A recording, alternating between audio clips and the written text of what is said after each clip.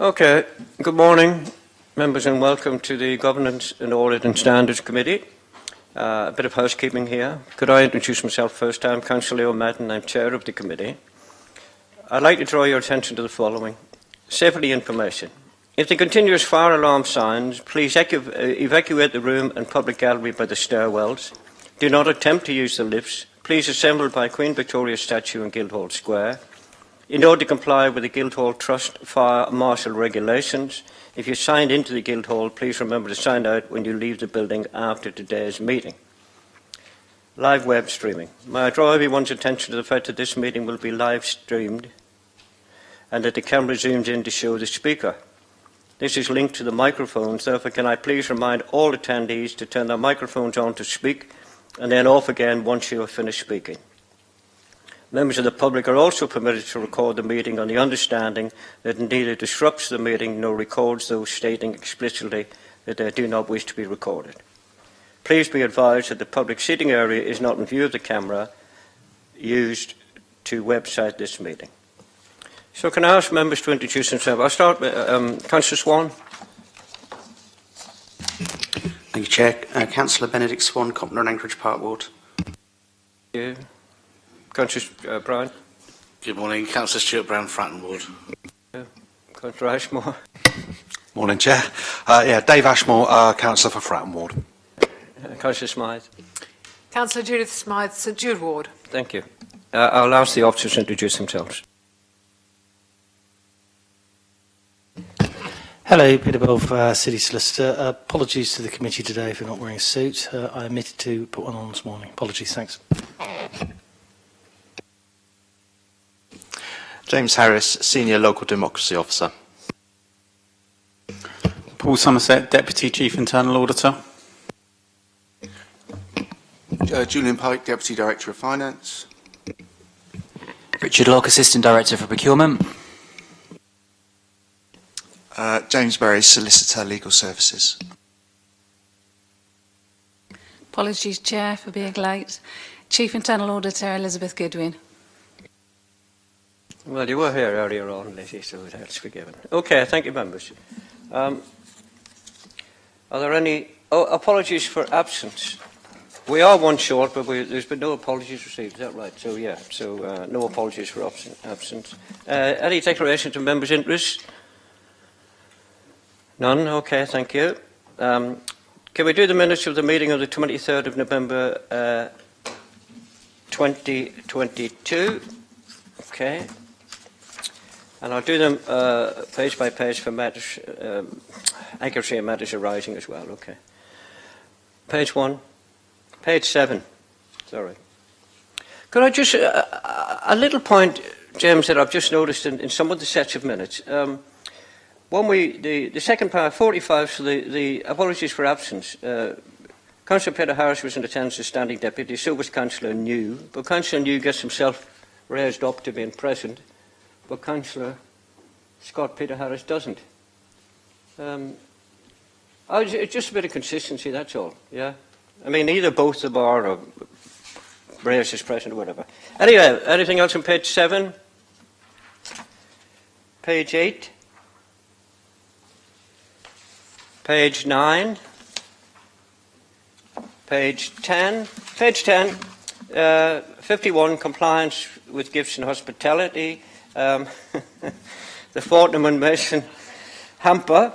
After much toing and froing, members, I copied all the stuff out to members who were at the meeting. It turned out that the hamper itself, it was a small hamper, I think, when I think a value was put to it.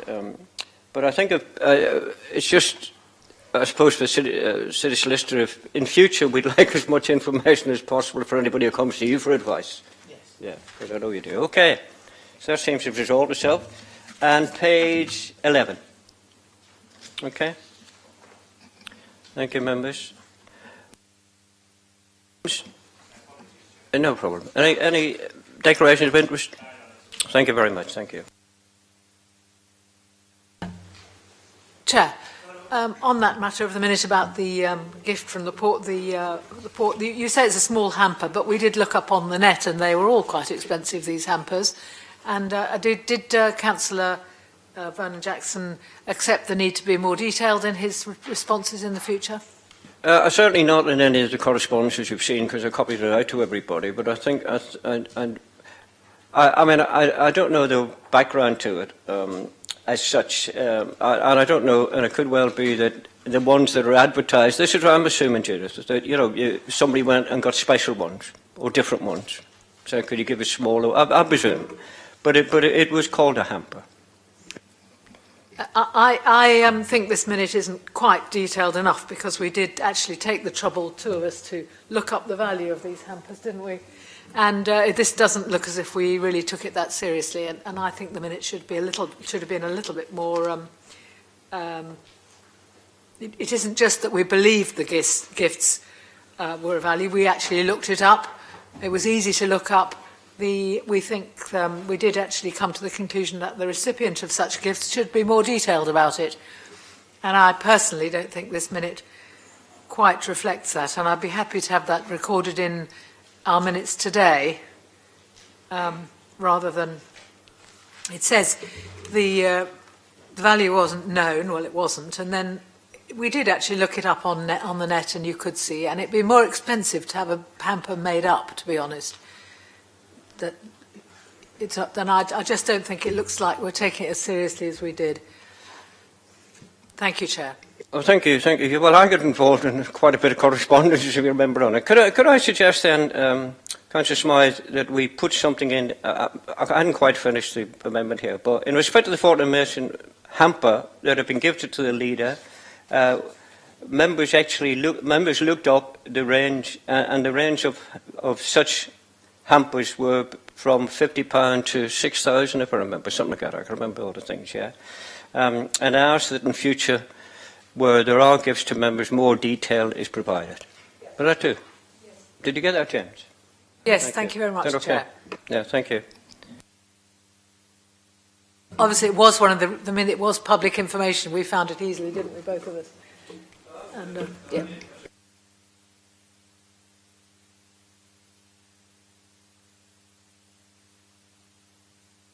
Item on the agenda is the CPRs and the paper, the supplementary agenda that's been sent out to members. I think Richard's here and James, is that right, to deal with this? Do you want to introduce it? I'd like to do that, yes. Do introduce it. Yes, thank you, Chair. So, apologies for the lateness of the report. We're waiting on some final comments, but but we'd like to recommend that the CPRs are taken forward to full council for discussion and hopefully approval there. Key reasons that we want to progress on this now is, as it stands, we haven't reviewed our CPRs since really 2015 in any great level of detail. We have significant procurement reform coming up, probably the biggest change to procurement rules in decades. And for us to really grasp the flexibilities that are going to be within those rules and allow us to be dynamic, we need a much more dynamic set of rules locally for us to work within. I'll pass across to James in a second to sort of talk through why we have to have these rules as a legal requirement, but when we were looking at these and engaging in with various stakeholders around the council, sort of key benefits that we want to try and focus on with this is still keeping a high level of scrutiny into the decision making, but not having a set of rules which takes away flexibility in decision making and actually limits our ability to engage in with local markets, engage in with voluntary community sector and so forth by having very rigid rules to work within. So that's some of the sort of key aspects that we're looking to take forward from this. If we take the CPRs through, that will then hopefully allow us to kick on with a lot of other initiatives in looking at how we undertake procurement as a council and enable us to be a lot more dynamic in how we do that. James, do you want to add anything in respect of the legal context? Thank you, Richard. Yes, so as you'll see in part 3 of the report, there is a legal basis for the council having rules as to how it procures goods and services. The national framework at the moment is the public contract regulations generally. There are other regulations that are also relevant to the council, so the concession contract regulations, which concern those types of contracts.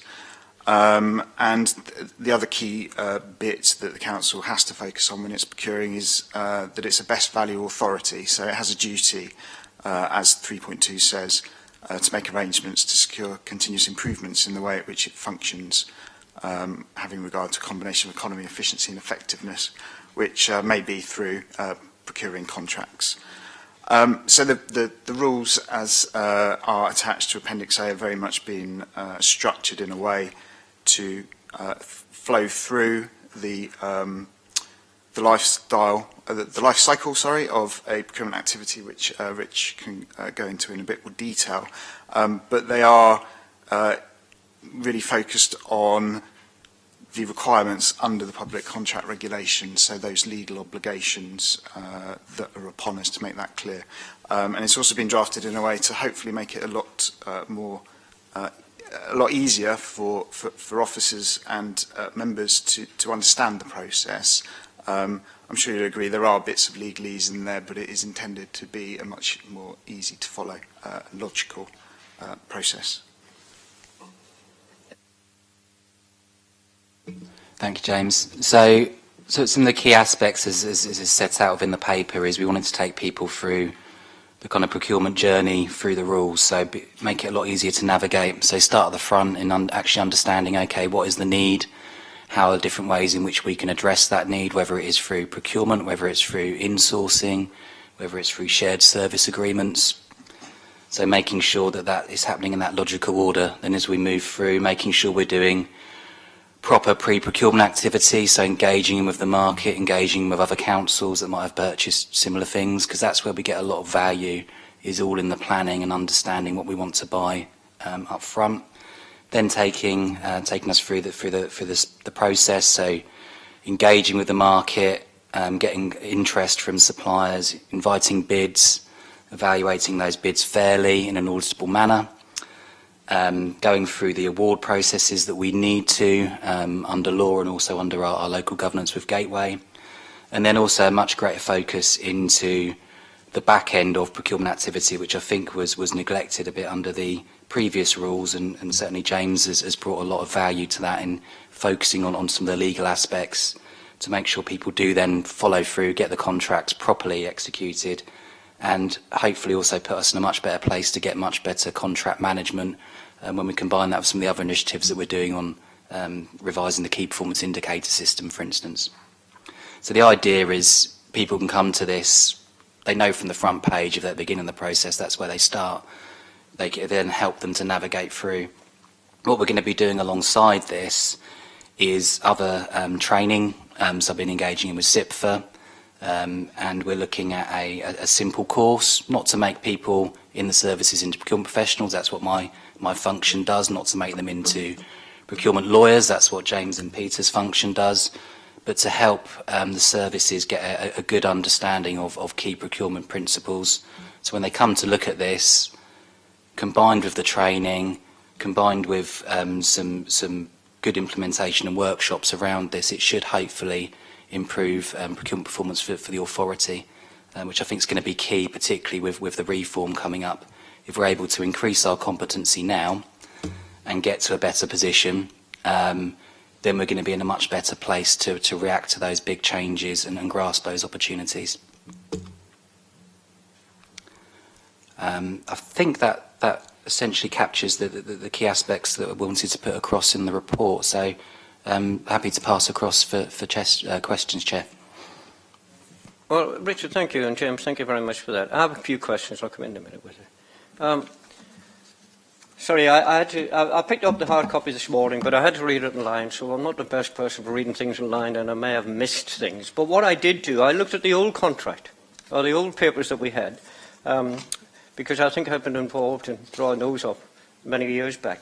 And could I, the old papers First of all, I have to say, the contracts themselves now, the waiver goes from, the bigger size goes from 100 to 150.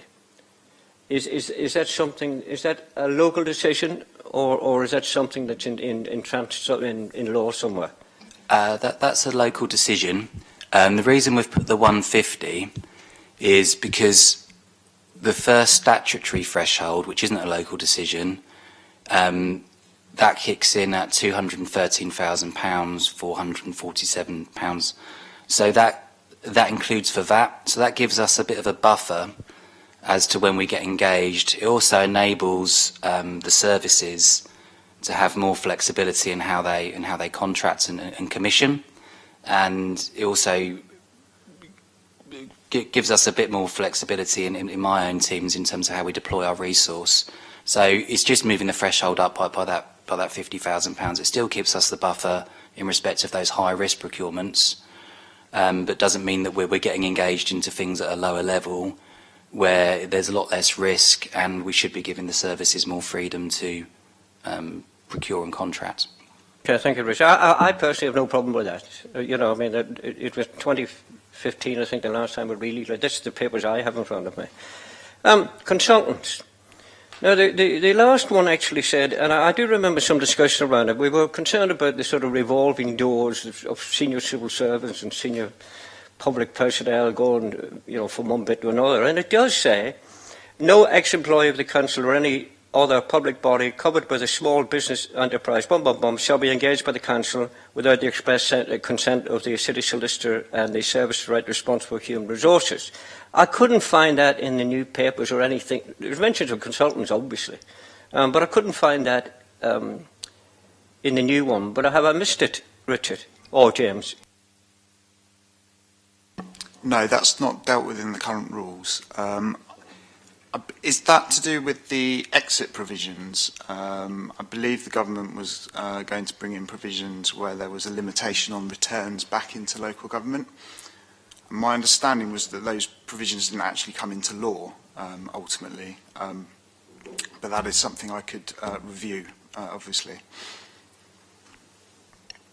Yeah, I mean, I can't remember the background to it, James, and whether there was a particular problem with, you know, suddenly you've heard somebody's gone, and then in the corridor you see them there again. You know what I mean? And not too sure, and then back as a consultant. It may not be the same these days, but it's just to cover our backs, I think it was, in that sense, to make sure that everything was above board. Could you be alert that, James? I'd be grateful to that.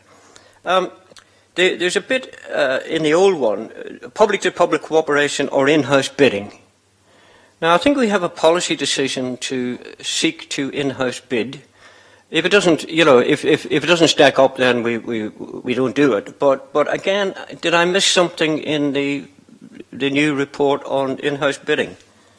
Well, we want to really avoid in-house bidding, to be honest. What we want to focus on, if we're looking at in-housing, is the pre-procurement activity. So if we're going to do a make or buy decision, it's best to do that right at the front end of the process. Otherwise, we end up with the council services bidding against private sector organisations, where we don't have dedicated bidding teams. We're not in the business of tendering for public sector contracts. We probably don't put ourselves forward in the greatest reflection of our own capabilities.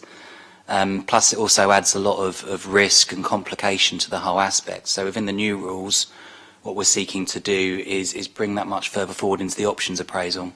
So before going out and undertaking a procurement, the relevant portfolio holder service director should be reviewing their arrangements that they have in place and looking at options, and it could come off the back of that through looking at an in-house provision, doing some soft market testing, speaking to peer councils, that it could lead to a decision to bring a service in-house. That's probably the better outcome we want to get towards, rather than formally going into a procurement too quickly and then having to develop an in-house offer to then compete against an experienced private sector. No, I get that, Richard. Yeah. I really do. But I thought that we had to, I don't know if through the gateway, I mean, I think we're talking about, we've taken some things back in, have we? The running of Harry Seltnick, for instance, has gone back in again. So some things, the contracts that we, under CCT, that went out, I thought we had a policy, a council policy, and I might be wrong, to say that this would be, so that would be, if you're looking at an exercise, one of them would be to look to see to bring that contract back in. Not a cursory glance, but an in-depth glance, and then it was to be rejected. Reasons for it, and there will be reasons for it, as you outlined. There's no formal policy in place on that. It's something which I've had discussions with the leader on, and what was agreed was to have a much greater focus at the front end of procurement activities, and to be providing service directors and portfolio holders and cabinet with the details of the contract, so given a pipeline of the contract, so that could be reviewed at that portfolio level. So rather than having a policy that covers the entirety of the council that might limit the decision making, to have that a bit more flexible and dealt with within the portfolios. That was how that was left. There was discussion in respect of introducing a process around that, but we drafted it up and it didn't go any further than that. Okay, I must be dreaming these things then. It was certainly discussed in quite a few times, but it didn't go as far as into a policy. But where we had it specifically at the old conditions, we don't have it now. Not in the same manner. In the manner that we have now is very much towards the front end of the procurement activity rather than looking towards in-house bids. James, yeah? Just to sort of detail this, where you would be deciding whether to in-house or not would be as part of your options appraisal, so that's part 10 of these new rules. The council's got that best value duty, which is it should be undertaking to decide whether it is insourcing or whether it is best value for it to outsource. So that would be where the decision comes into it. This document wouldn't be telling you which one's the right option. It would just be telling you how to come and to decide on which option to take. So it's really driving that evaluation at the outside in part 10. Okay, thank you, James. Councillor Smythe, Judith? I was going to pick up that point as well. I've got 3 or 4 points, if that's all right, Chair. I think the options appraisal is the time to do that, but I think it should be slightly strengthened in this, that we will be looking at whether it would be better to bring things in-sourced. I am particularly keen on eliminating the ability for the for-profit private sector to profiteer out of public money, as you would expect, being a member of the Labour Party. The point is that there have been times when moving to use a for-profit organisation has resulted in waste of public money going to shareholders' profits. And I think we could strengthen the options appraisal side to add a bit more of a look at how people make their money, what their motivation is, and whether they're really motivated to provide decent outcomes and public services, or whether they're really motivated, and at the end of the day, that's how it'll dictate their behaviour, to make excessive profits. And I'm using extreme words that you wouldn't necessarily use in this, but I don't think that that is clear enough in the options appraisal. But I do think that's where it should be, in the options appraisal. So I'd like a bit more clarity there. I think actually you've done a really good job here in distilling what these steps are, and the rules are very clear. I think this is clear and interesting and well written. However, I've got 2 or 3 points I need to raise. Paragraph 7.3, 7.31, grants to local and voluntary organisations, which are dealt with in the financial rules, don't apply. People who know my most recent work in the last 20 years, it has been about moving us on from grants and moving us into contracts. Grants are money that you give to people to do something, and you need, I think, the same rigour. And there should be some element of competition between voluntary organisations. And I'm not talking here about punitive processes or processes that very, very small voluntary organisations can find very difficult. I think that with grants to voluntary organisations, very small grants should remain under a small grant regime. But some of the times we want to use voluntary organisations are for really enormous pieces of work, and they should then be subject to some of these same rules. And I don't think that this makes that clear enough. I mean, there are a lot of not-for-profit organisations now competing for very large pieces of work, and there is a market between them of competing for that work. And I don't think that's quite reflected enough in this I think it would need to be mentioned once or twice to make that clear. And I'm all for us contracting with those very large non-profit organisations, incidentally. I think that's really very important. Now, as well as grants for small organisations. In general, I think this whole document doesn't put in a strong enough case for making judgments on the basis of two things. One is quality of service, and I'm thinking particularly here how important the quality of care is if you're thinking about outsourcing adult or children's social care or education, or the sort of health-related things. You've got to set up in this document the justification for judging contract performance and indeed judging contract management by reference to quality. And perhaps even more important, this talks all the time, let me go to the reference on this, this talks all about the procurement of services and, sorry, I did mark it up, it's one of those huge ones with a 4 on it. Bear with me while I find the reference.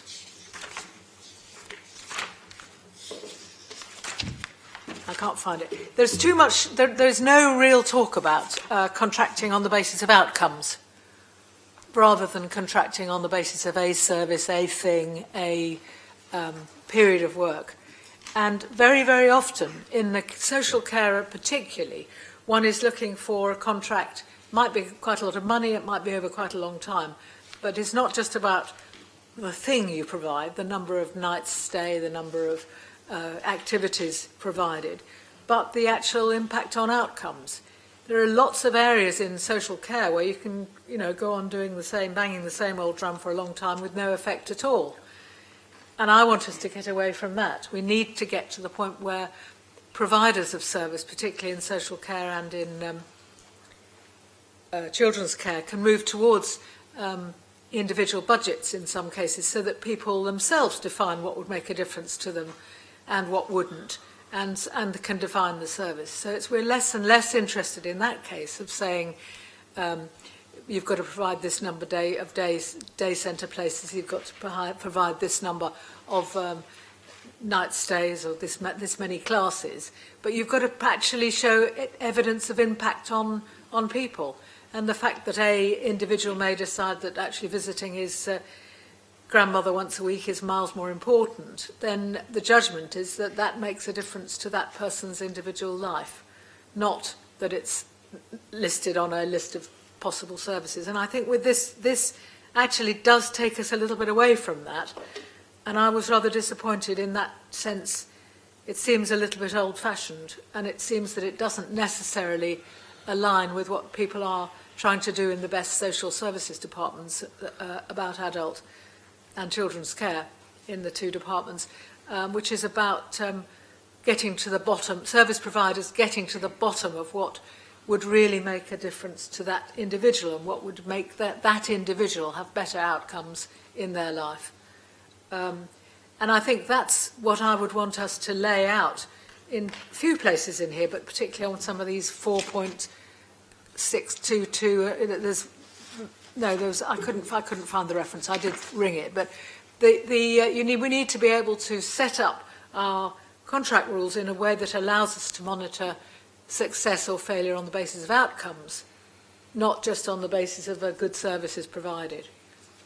Do you know there are hundreds of services still provided in adult and children's social care where the activities are provided, but nobody turns up, or nobody seems to want it, or nobody seems to think it's important, or there's no measurement of the outcomes of it. Is this improving somebody's life? Is this improving their life chances? Is this improving their ability to get work and stand on their own feet and actually meet their full potential? And I think that this document isn't. It seems to be more about. I mean, there isn't really a service that we provide where it's completely black and white, but this seems to be much more about procuring things or specified services. I even think actually that you should be looking at outcomes when it comes to procuring contracts and management consultants and so forth. I was in a management consultancy that did agree to be measured on in terms of outcomes and impact, and it was jolly tough. But it did mean you couldn't get away with providing the specified report and walk out of the door without having had any impact at all. And I think we should expect that of people. Also, doing it the way I suggest means that we've got a much better chance of being able to manage the contract in terms of outcomes and outputs, and indeed that of outcomes for people, and also the quality of that outcome, the quality of the service. And that, I think, becomes increasingly important when we're trying not to waste public money. I do appreciate that it's mentioned all the way through this that we're looking at effectiveness, efficiency, and effectiveness is to do with outcomes, but I don't think that's a sufficient mention in my mind. It should be something that runs through this like through a stick of rock, really. I'm sorry to go on, Chair, but I think it's really that these are really important issues. And I think that this is very good in that it distills the tasks, very good in that it's clear and easy to follow, and thank you very much for that. But it does not, if I was coming here to contract for Portsmouth, I would think that it was a mite old-fashioned and a mite too much about things and activities rather than outcomes and outputs and quality. And I want us to manage contracts through a dialogue with private providers, whether they're in the voluntary non-profit sector or the for-profit sector, where you have conversations about quality and you have conversations about outcomes for individuals. Because they're, to me, much more important than counting the number of things that go into a contract. And I'm very happy to have some further conversations. I did spend quite a lot of my working life working exactly on that issue, and I do think it remains very important, although it has that whole piece of work and the way that that's expressed in legislation has taken a big backward step over the last 14, 15 years, I have to say. The work that was done 14, 15, 16 years ago, particularly around adult and children's services, was very much more moving towards being focusing on outcomes rather than on processes or activities that didn't necessarily work. And I regret that, and I hope that we can move forward better on that.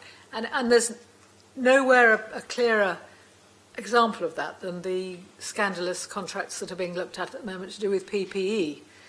PPE was specified without having tight enough contracting, without having tight, and we all know that some of the rules were flouted then anyway, not by us, but that they just simply didn't look at the performance that was expected.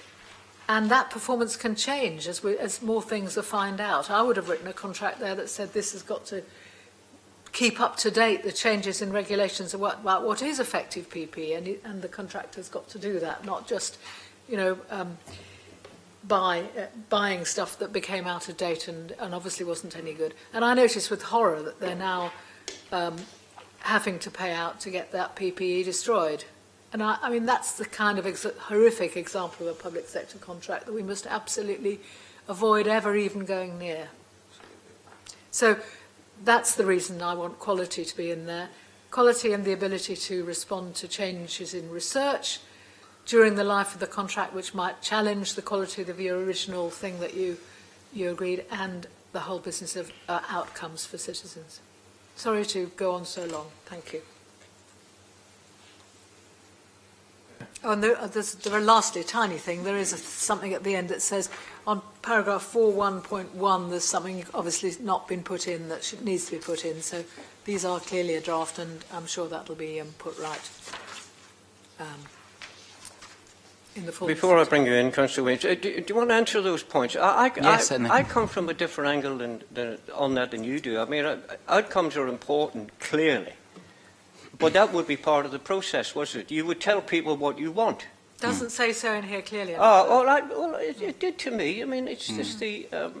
I don't think you can write an absolute tome on it. I mean, you know, people will know what to do. We need to procure this, right? It could be in-house, it could be not, but nevertheless, we've got to say this is the remit for it. And then that would be challenged thereafter if needs be. So once the award's made, we would then look, whatever the section is, we'll be looking at that to make sure that they're doing what they did in the first place. With a bit, you know, particularly ones, you're particularly right, particularly in social services, the ones I've come across as well, where I find that where we have awarded contracts, the actual contractor goes over and above what we said, because it's that sort of caring bit of it, right, yeah. But I don't know that we can write anything about outcomes. I mean, I don't think we want to be bogged down. I think this to me was a process. And I can't see any mention of grants, for instance. I want to come to grants in a minute, but the rules don't apply to grants to local and voluntary organisations because they're dealt with elsewhere, Judith. And I wouldn't want to complicate things by, as long as the people are satisfied that we're not discriminating, which we don't, against the voluntary and local and voluntary organisations. And then it gives a list there on 7.3 of which ones don't apply.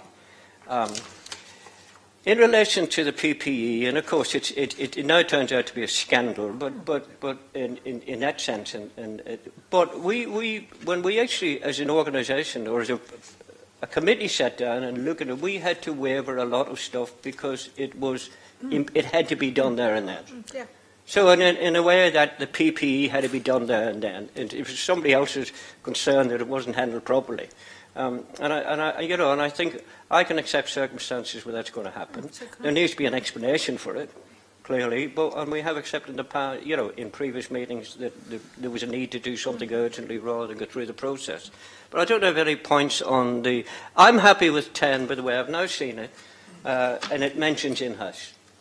So it's there, and when the training exercises are happening, people will be told, you know, the whole package of seeking to procure includes in-house.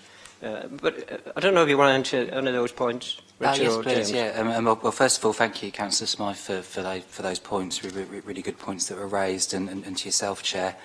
I think going to the point on specification and contract management, hopefully it's come across in previous committees, and when we talk about contract management, that we do have a flexible approach. We have contracts which do deal with things and outputs, so how we commission a lot of our building work, so we need that building to be built to that standard, to that timescale and so forth. We do have other things, though, much more towards measures, where, okay, we want to work in partnership with a care provider or you know, repairs and maintenance contracts, for instance, very partnership focused there as well.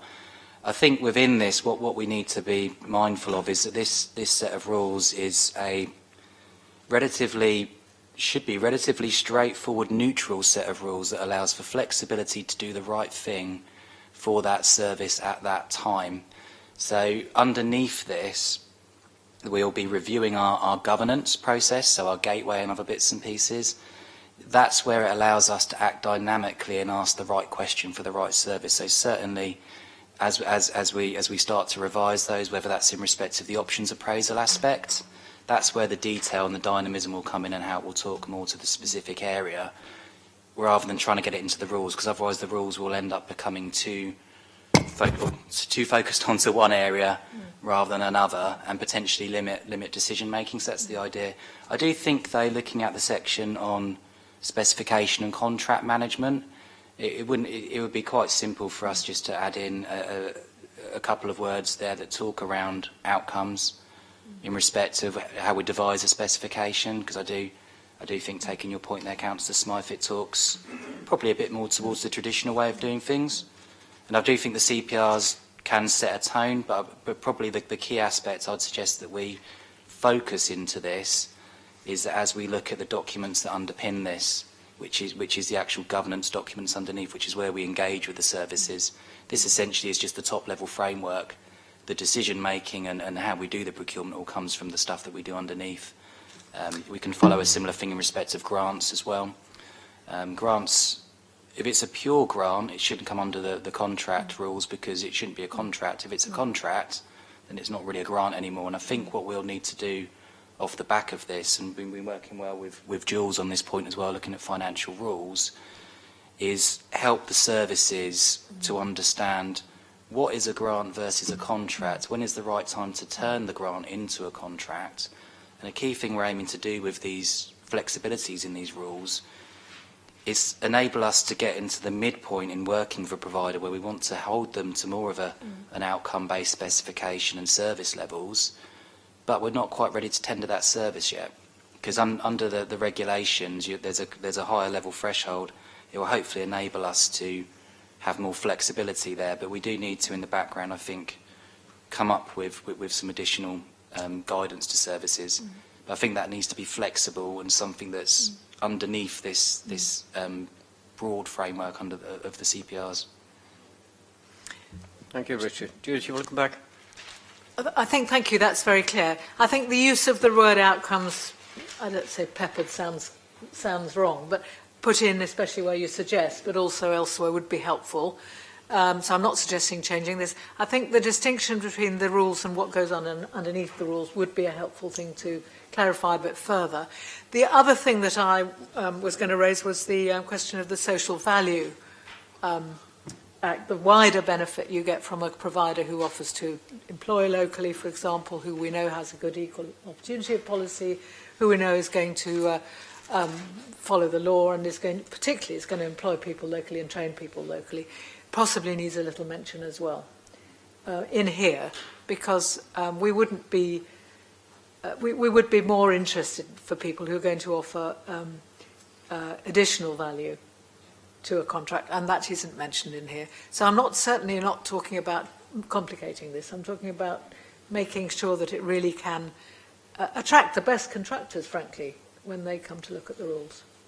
And the Social Value Act is an important part of that. And with any environmental benefits that people can offer, obviously other things are still going to be important in this. Just in response to that policy point, so social value is widely implemented across the authority now. We took a report fairly recently through to Cabinet, which more than happy to share with the committee. We do talk about it here, but the reason that we don't focus too heavily into it is because we need to make sure that underneath these rules we have flexibility for that policy to be dynamic and change. And the other reason is that there's going to be other initiatives that we want to bring in as well. And to make sure that we build that, and this is where the gateway process and the options appraisal that goes underneath this is vital. That's the instrument that we can bring these things in dynamically. Otherwise, we'll have to be coming back to committee continually to ask for changes to the rules. So, for instance, we've got work that we're taking forward on modern slavery this year. Yes. That's going to be a big focus on implementing strategic policy through procurement and contract management. We also need to do more on environment, and then there's going to be a whole range of initiatives that will go forward. So I just want to assure committee that we could have written War and Peace about social value into here. There's a reason that we haven't, is to give that flexibility underneath, but also to give room in the future to be able to respond to future policy changes and flexibilities, either that we deal with locally or that's put upon us on a national basis. Thank you. That's good. Again, a little reference to the fact that will happen at a different level would be useful and keep these ever fresh. But thank you very much, Richard. I think it's a good piece of work. Okay, Councillor Williams-Daniel. Thank you, Chair. I think Judith did touch on a few things I was going to ask, so that's quite helpful. I think my question will be quite quick. In terms of the training implementation, I just wanted to know how far along you are with that, because under the assumption that at full council in March the new changes will be accepted, I just wanted to know it says here in 5.4 that information and training materials will be developed. I just wanted to know how far along in that development cycle you will be, just in case, let's say there's some new employees of the council who will be trained in the old systems, but then has to go through their own form of training for the new rules. And possibly, I'm not worried, but I would say there could be some contracts or that come to fruition in that kind of overlap part of the implementation. So I just wanted to know how far we are in developing the training materials that are going to be provided in the 1st of July. Yeah, I'm certainly happy to answer that. There's some distinct sort of areas of training. That there's training we're developing which is almost neutral to these rules, which is just good procurement practice, and that's the work that we're doing with SIPFA. And that's essentially going to condense it into some modules that officers can undertake in the course of a day. Also like to discuss with SIPFA stuff that we can do for members as well. So I know, Chair, you've asked before around some procurement training and aspects like that. So something that takes this but can also make it flexible to different audiences.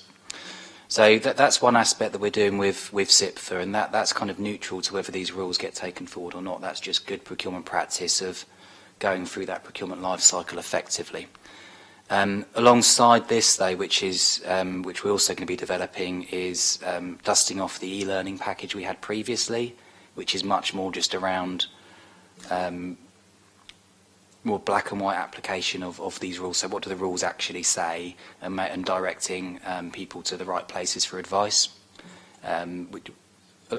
So that we'll be developing that. We probably will be working that up as we get closer to full council, and if we get more comfort that we are going to be moving towards the July launch date. So we're going to be on the front foot, essentially, is what I'm saying in respect of the two key aspects there.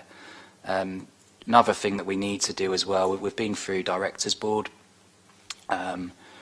we've been to major projects, obviously we're going through to Council.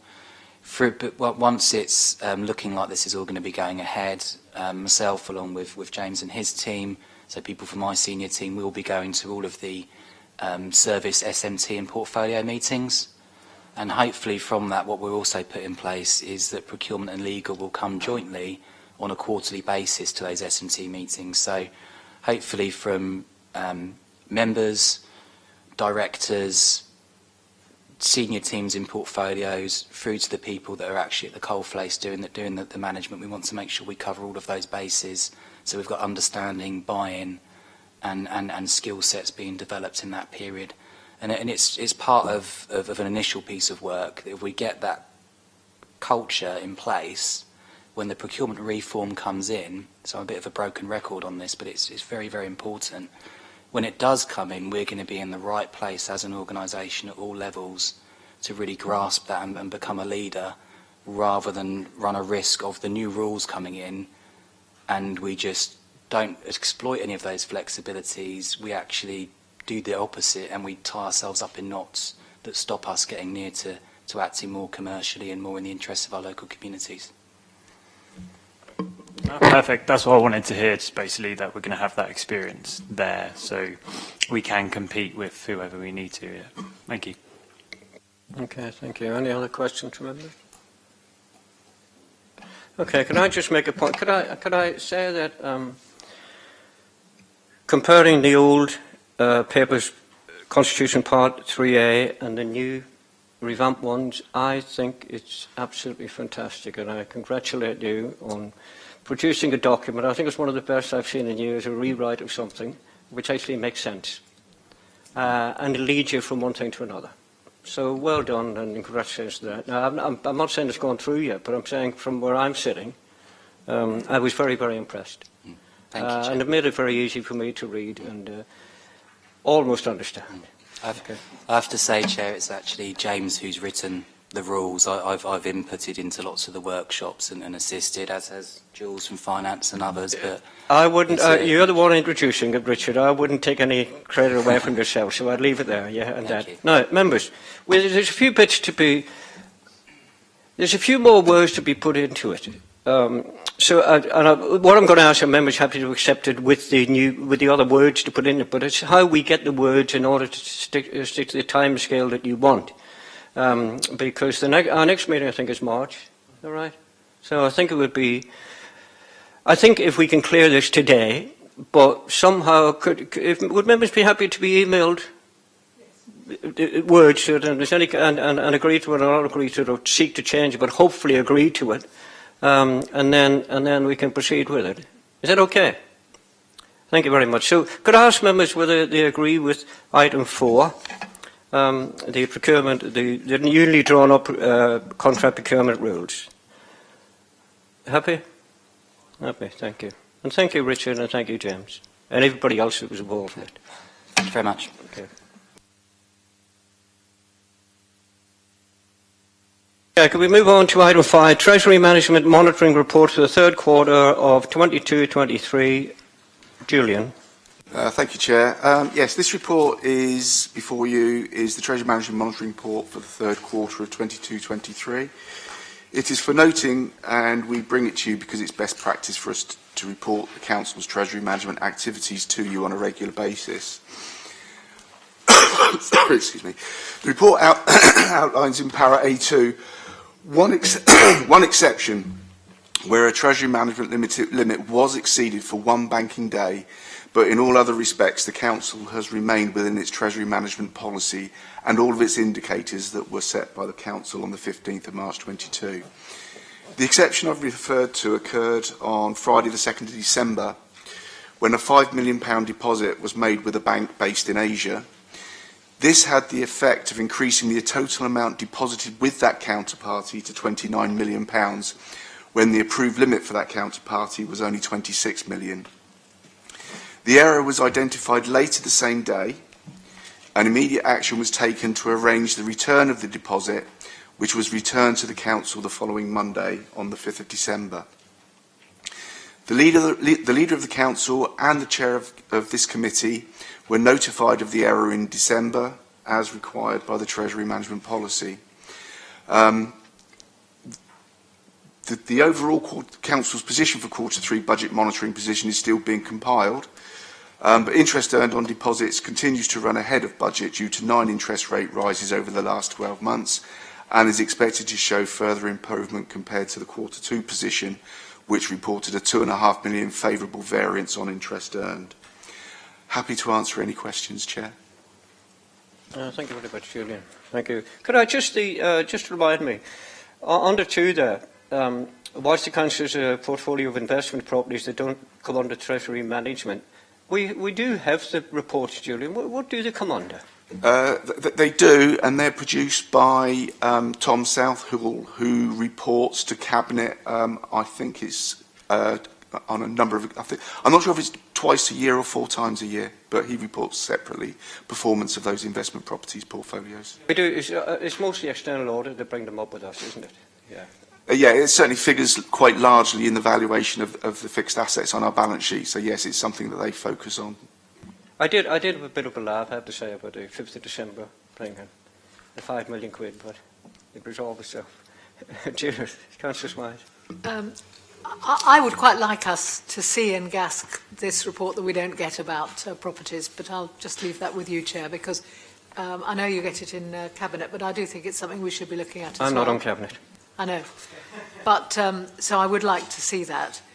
Maybe a Cabinet paper could be sent to us for information or something, but that seems a gap to me. The infringement that happened in the early December, have you...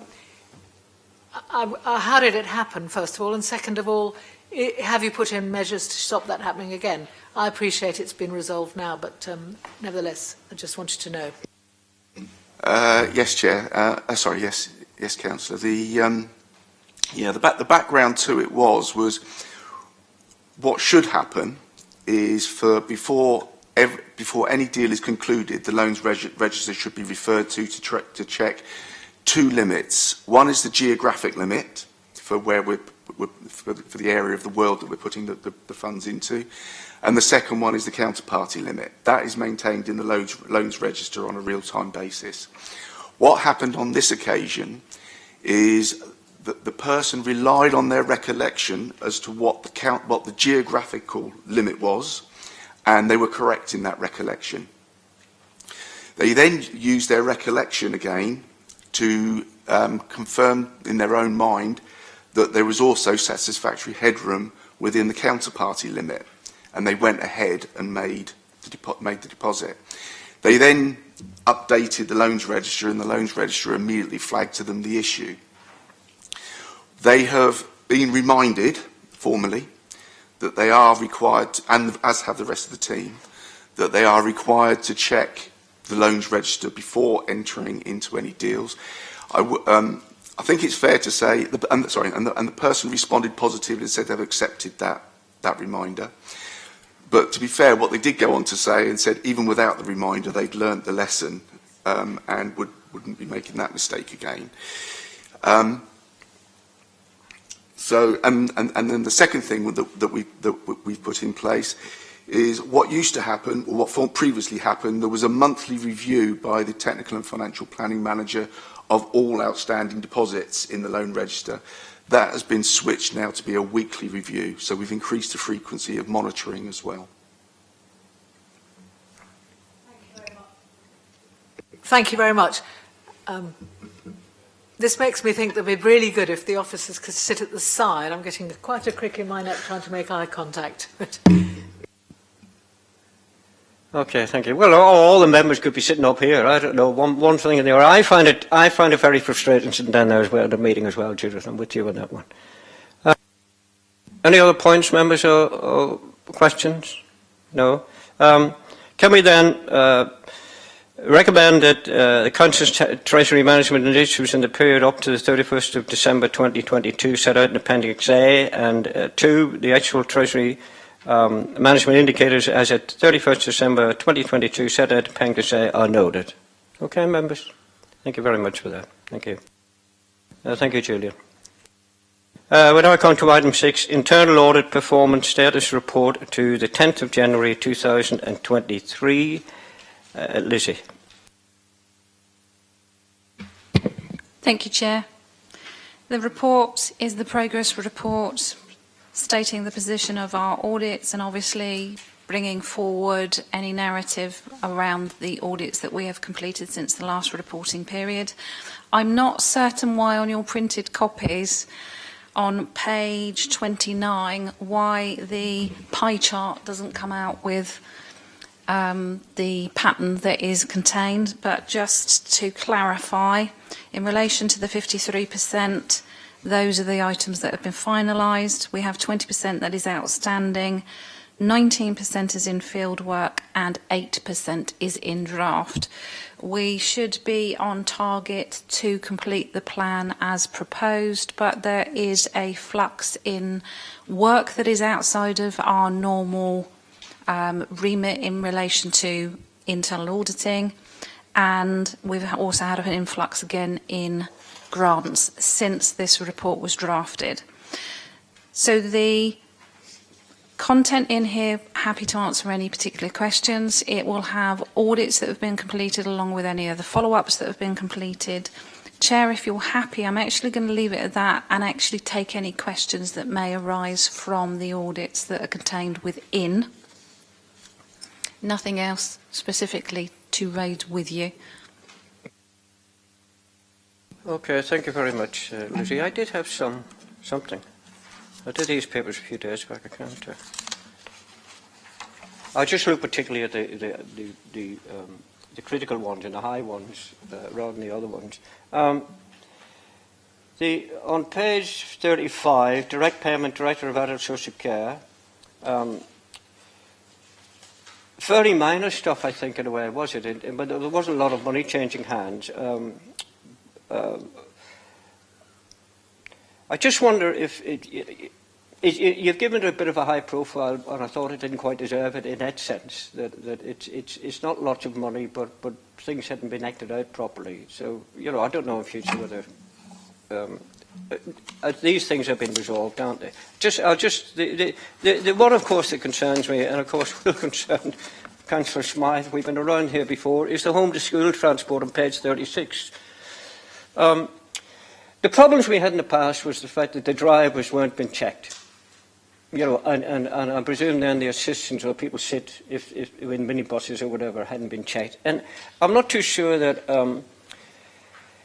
is that on the verge of being resolved? Because we spent, I think it was about 6 months the last time, Lizzie, there about seeking a resolution, and education stepped in the end and did something.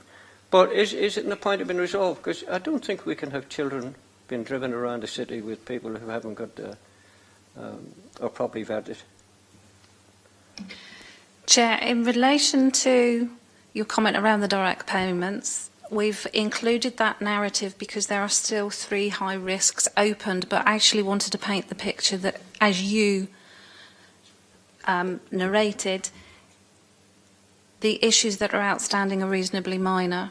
In relation to the home to school transport, Paul has greater detail and he's going to give you some more narrative. And that will include that you're right, historically we have had problems. Those historic problems took a long time to resolve. There is a significant change in one of the requirements or how one of the requirements is satisfied, but I'm going to hand you over to Paul to give more detail. Thank you. So it's a difficult one because we've seen progress, but it's not quite there, and some of the issues are down to factors that are slightly outside of the control in relation to the new structure and the new system which is being procured by education. So in relation to the checks, they are very close and completing all of those checks. The percentage that we had this time was a lot better than it was originally, and as you can see, the follow-up completion date is March of this year, so we plan to follow this one up as soon as we can once we're past that date. So it's still open because there's still a few minor things outstanding, and a lot of the actions, there was multiple actions on all of these exceptions. It wasn't just a one-size-fits-all, we can fix this. So there has been progress. It's not quite there, but we're keeping it on our radar. Yeah, thanks very much, Paul. But is anybody higher up in the organisation doing something about it? Because, as I said, we went round in circles the last time, and I just have the feeling we'll be going round in circles again, that's all.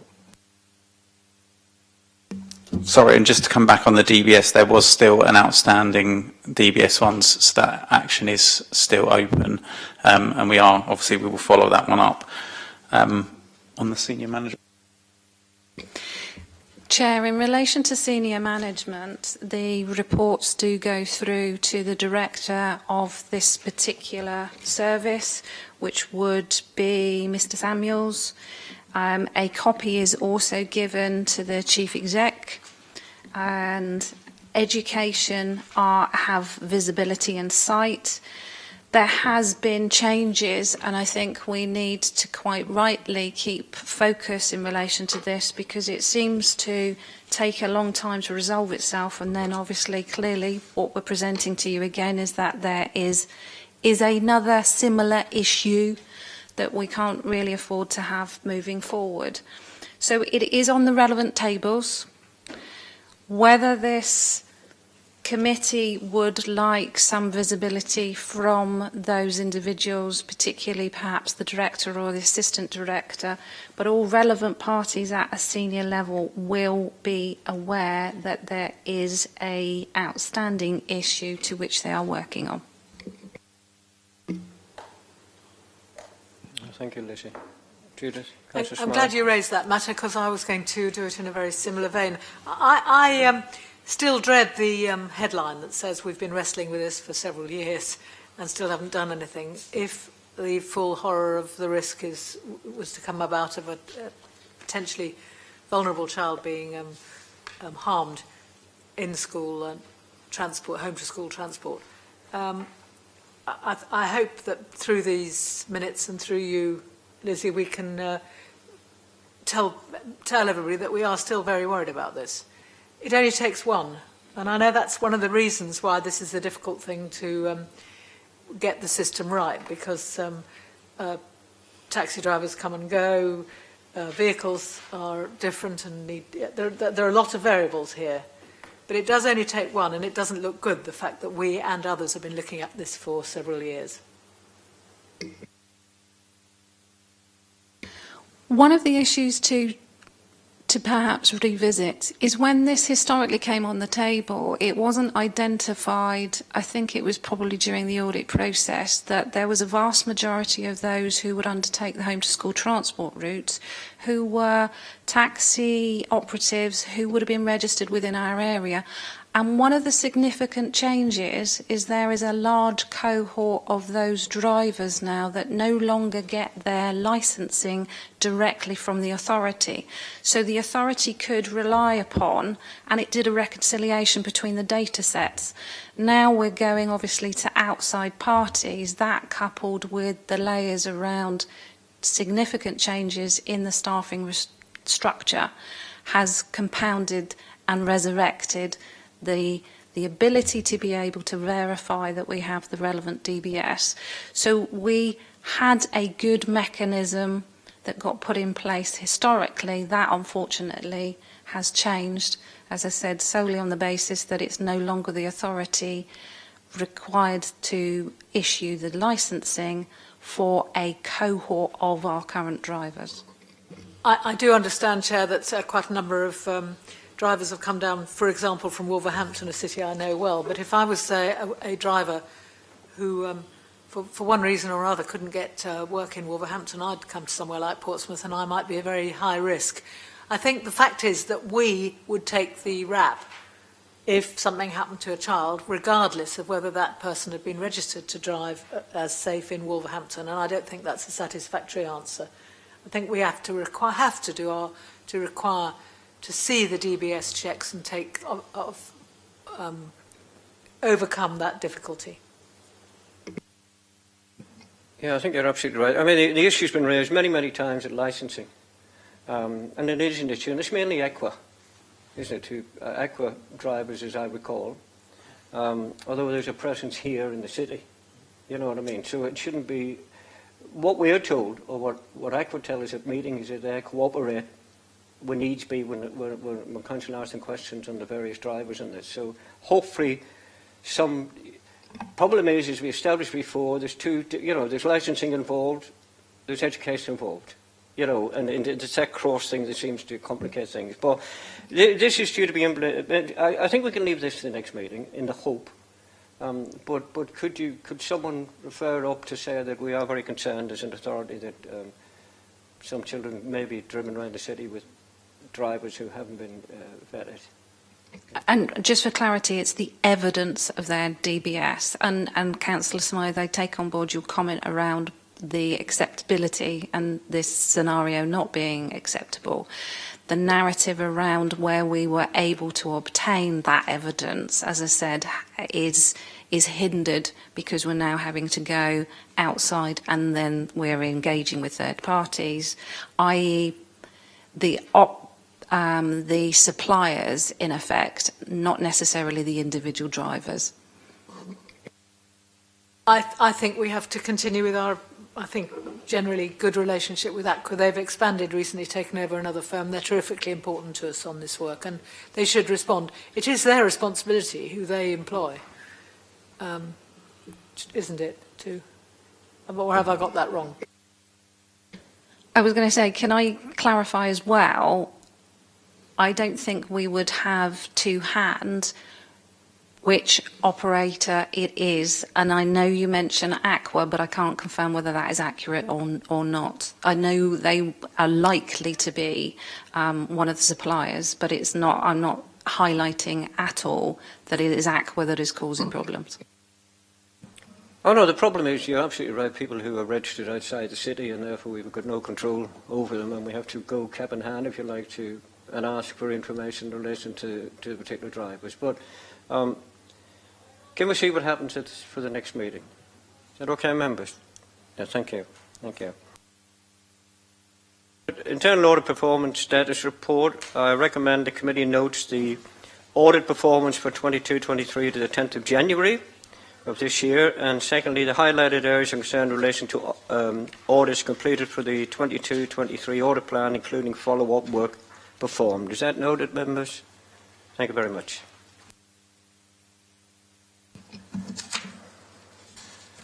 Okay. The next item is item 7, which is the whistleblowing annual report policy. Over to you again, Lizzie. Thank you, Chair. The report is to flag to you any whistleblowing incidences which we have received.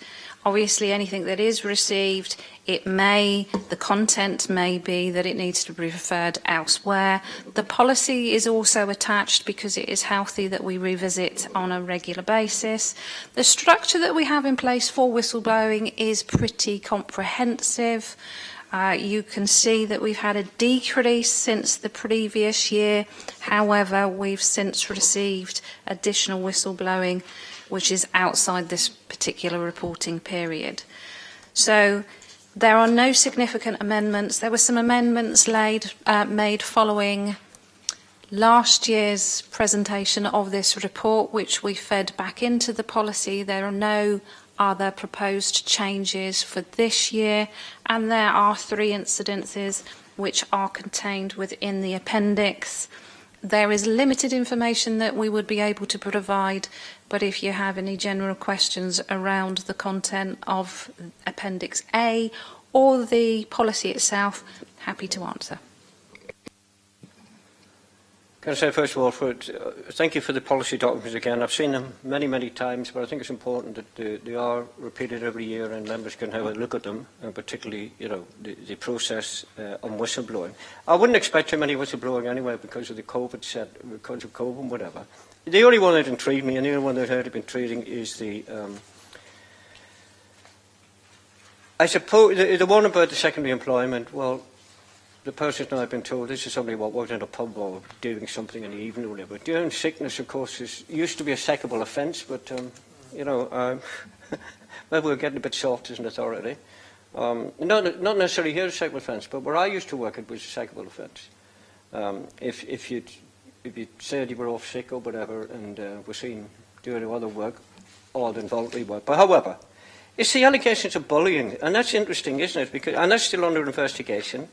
That's a difficult one. I think it's one member involved, one member of staff, and have they been suspended? Oh, Lizzie. They haven't been suspended, is my visibility in relation to this particular case. But obviously there is investigation that is underway, and very often, if there are circumstances, there is potential for the individual to perhaps be located in a different part of the service while the investigation is undertaken. To be honest with you, whether it is a bullying allegation or whether it is an allegation of a different nature, if the individual needs to be relocated, that will always be considered against the risk profile of doing so. Bullying is a difficult one to actually follow through, but it's relevant that the professionals on the HR side of the equation and on the management side of the equation pick up on anything that is flagged, and it is taken very seriously. I think from last year's report that was presented, there were similar concerns, but they weren't necessarily in the same service. And last year, when I was in front of you, I raised the fact that coming out the back of the pandemic, there were a flurry of concerns regarding safeguarding, but there was a narrative underneath that regarding how perhaps stretched and mentally fatigued cohorts within the organisation were, and I think that was having an impact as well on some of the concerns that were being raised and why the concerns were being raised.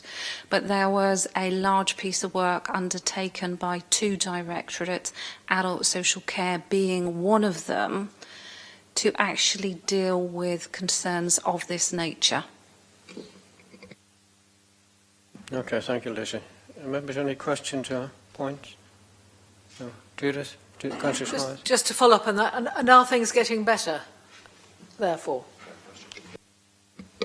Difficult to gauge whether it's getting better when some of our triggers are that we receive allegations that kind of coming through. I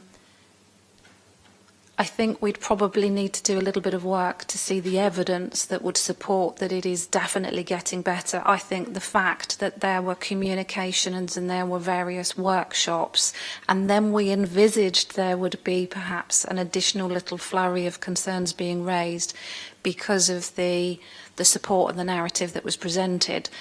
And that in itself doesn't necessarily say that it wasn't a positive part of the process. So difficult, there isn't any great way of measuring. There isn't. I mean, I suppose our concern as a panel is the procedures. And we have to leave it up to other people, don't we, to decide what the penalties are not should be. It's getting more difficult these days. I mean, you know, you can be accused of all sorts of things. And that's why I was wondering if we had a static thing where you accuse somebody and they get suspended. Because I don't think that's wise in some occasions, I must say, you know. Because I could accuse all senior management, couldn't I? Oh, you'd enjoy on this holiday, though, Peter, if we suspended. It's difficult, but again, the procedures are there. We've looked through the procedures in the past, and I think the procedures are quite good in relation to defending people who are whistleblowing.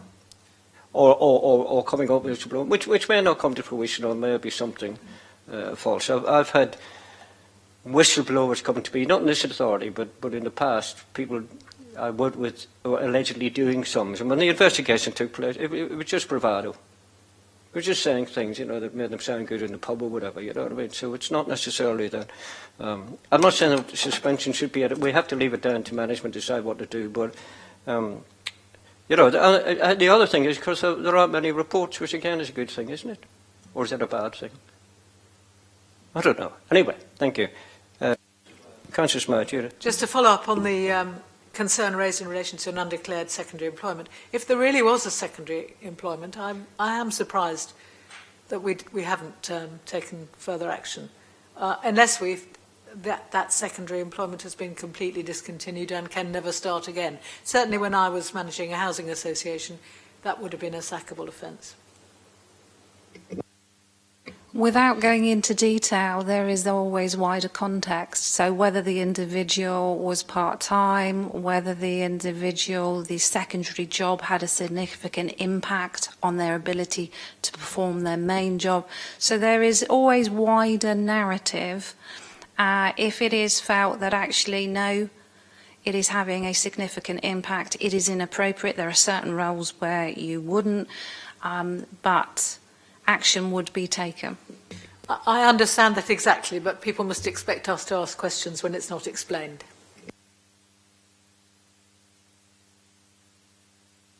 Okay, thank you very much. Any other questions or points, members? Thank you. Can I recommend to you that we note the report in the attached Appendix A, and we note the whistleblowing policy at Appendix B. Is that okay, members? Thank you very much. Thank you. We go on to item 8, report to this committee on complaints received into alleged breaches of the Code of Practice by members of the City Council for the calendar year 2022. Over to you, Peter. Hello, members. This is the standard report I present to you every year, relevant to engagement with the Members' Code of Conduct.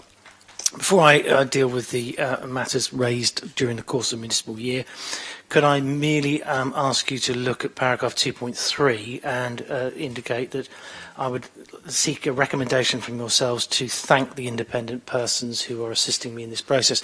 And the reason I ask that is A, for it to be recorded by this committee, and secondly, I always write to them personally, but I need your authority to do that in an appropriate way, and I will do that subject to you agreeing that that is an appropriate course of action today. They're quite important to me, and they are volunteers, and they are members of the public who use quite a lot of time to come and assist this committee and me in my function as the monitoring officer. So I thank them personally anyway, but I think it's good that the committee know that they are very well engaged. They're good people as well. In terms of the actual conduct engagement this year, it's been a pretty limited year, actually, in the sense you've got a number of complaints that have gone through the IFP process, essentially 4 in number. First of all, I apologise for the spelling of defamation as opposed to deformation, which is a mistake on my part. Apologies for that. In respect of 1 and 2, They flow from the same allegation, in the sense that advice was given to me to members relevant to a potential defamation claim at law. The relevant member involved was reported to me and dealt with, and the recommendations there were a meeting with me, at which point an apology was given and a retraction, in the sense of under the Act you can make amends. And that amend was essentially accepted by the relevant cohort of complaining members. Interesting case, and I have to say one that was dealt with very favourably by the members concerned, in the sense that the complainants dealt with it in an extremely sensible, mature way. I have to say they're a credit to the organisation for doing that, because one would have expected something more to flow from that particular breach, but there you go. 3 was a cascading allegation against one particular member of the authority relevant to supporting a claim that is currently before the court. My deputy had no hesitation in not accepting that. Interestingly, no recommendation of doing anything was given by the IFP. As a result, the complainant could have taken that to an assessment subcommittee, but chose not to do so, which is an indication of A, the process working properly, and secondly, the veracity of the original complaint, in the sense it was to support a claim before a court. Therefore, it was essentially not engaging in the code of conduct. It was an adjunct to a process to put litigation pressure on. So it didn't go through the net, put it that way. The 4th one was essentially not accepted on the basis it was not a political. It was a political activity and not one that engaged the actual code of conduct at all. So my deputy had no hesitation in throwing that one out as well. So it was actually quite a sort of fallow year, really. There's only 4, 2 from one particular member, and one of no consequence whatsoever, and one that engaged but was rejected on the basis of not engaging the local assessment criteria. So I think it's a sort of good reflection, but it does sort of probably flow on the back of COVID, in the sense of less activity for members and less political activity generally. So I wouldn't say it's indicative of anything other than business as usual, really. I'm happy to answer any questions, and I just merely ask for the recommendation that I sort of thank the independent persons as usual. Thank you, members. Any questions? Well, thank you. We'll be doing all the recommendations, Peter, including that one. So thank you, Chair. Rest assured we'll do them. Look, it's the same old chestnut, isn't it? Well, when we had the Standards Board of England and Wales, they could be quite draconian in some of the measures that they meted out to people. In fact, in taking them off the council and things like that. Right? Yeah. The government, but I think it's about 3 years back we were talking. The government had suggested they'd be rewriting the rules and giving a bit more teeth. There is actually no teeth to this, and I don't know why people bother complaining. I must say, because you're not going to get anywhere unless. I have no idea who was complained against. I just see the first 2 which are linked with member against member, which is unusual, but I don't think I've come across many of them. And then the other was member of the public. However, the member was requested to do something, and that's all we can do, isn't it? We can't say you will do. Have you any idea whether the member did it or not? Yes, the apology was dealt with, yes. I've seen that. Okay, right. And provide a correction to the news? Yes, that was done as well. In the sense it was asked for, yes. Yeah. I must live in a vacuum. I have no idea who the member is at all, but there we are. Anyway, that's done. I couldn't possibly say. No, that's fine. No, because we used to have members' names, and I was the one recommended we take them off. I don't think it was fair. Just we're concerned about complaints against members, not who the individual members are. Anyway, any questions or points on that, members? Okay, thank you. So can we note the report? Can we consider whether any further action is required, which we haven't? And can we place on record our thanks to the independent persons? Thank you, Chair. You all right, Peter? Oh, wait a minute, I haven't cleared it yet. Is that okay, members? Okay, thank you very much. So. And we're on to our last, the old chestnut. Item 9. This one. The consideration of the political balance rules in relation to the constitution of subcommittees considering complaints against members. Members who have been around for a while will know anyway what we tried to do, what Democratic Services tried to do is to get different members, i.e. members from different groups onto a complaint which I think is the right thing to do, but there are occasions when because of time, we can't do that. So this is really, we have this, I think we had about 2 times last year when there are changes to the council. Yeah. But anyway, I think members were, sorry, I'm getting a bit bearded with this sort of stuff, but members, any points or questions on this? No? So can we accept the recommendation then, members, that whatever it is, Thank you very the legal much. bounds are disapplied in respect of governance and audit, which are considering complaints against members, and also the same arrangements should apply in respect of initial filtering panel membership. Yeah, okay, thank you very much, members, and thank you very much for your attendance. Thank you. Thank you. Done it all.